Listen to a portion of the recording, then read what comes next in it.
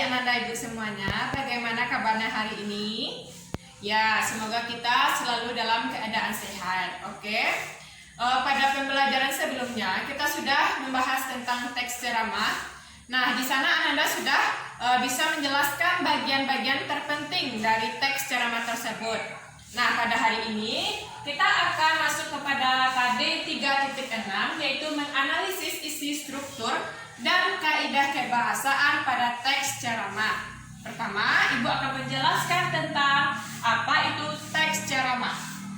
Nah, teks ceramah ini kegiatan yang dilakukan oleh pembicara dan khalayak umum sebagai pendengar. Biasanya, teks ceramah ini bertujuan untuk menyampaikan informasi atau pengetahuan. Nah, ceramah biasa dilakukan oleh orang yang menguasai di bidangnya.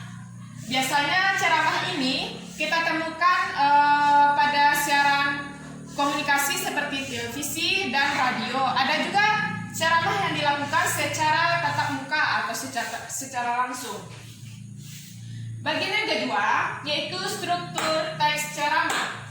Di sini struktur teks ceramah terbagi 3. Yang pertama yaitu pendahuluan atau tesis, yang berisi tentang masalah, isu, pandangan pembicara tentang topik yang akan dibahas.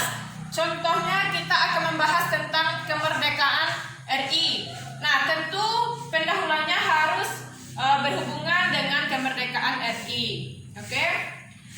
Bagian yang kedua yaitu isi atau rangkaian argumen, yang berupa materi penjelasan yang berisi fakta atau pendapat pembicara yang berkaitan dengan pendahuluan.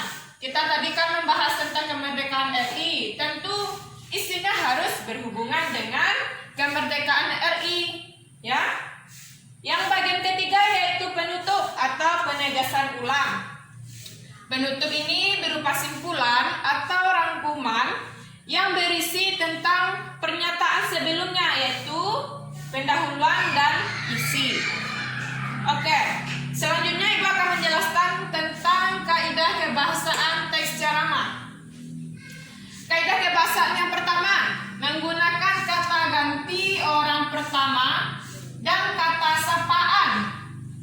Apa itu kata ganti orang pertama? Contohnya, saya, aku.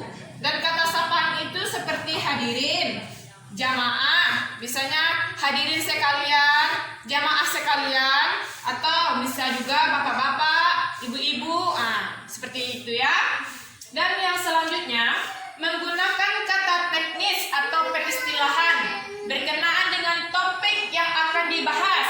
Nah, kita membahas tentang kemerdekaan RI, misalnya pendidikan di Indonesia seperti apa pada zaman kemerdekaan Republik Indonesia, istilahnya ya.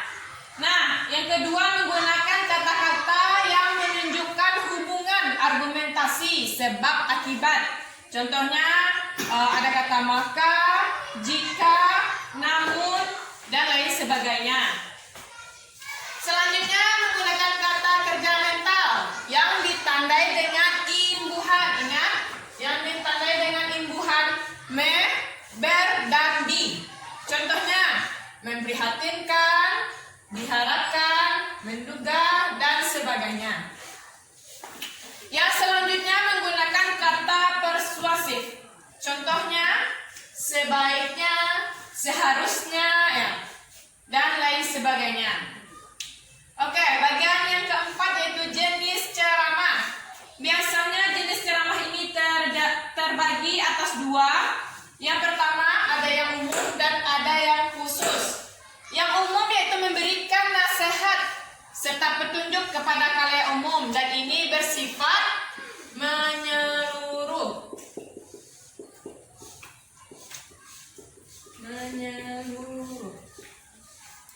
Yang kedua yaitu khusus. Khusus ini memberikan nasihat atau petunjuk kepada khalayak tertentu. Contohnya bagi orang muslim mungkin membahas tentang ceramahnya membahas tentang Isra Mi'raj gitu kan. Yang bagi non-muslim mungkin tentang sejarah-sejarah Nabi ya. Nabi pada agamanya tertentu. Contoh, dan ini juga bersifat khusus.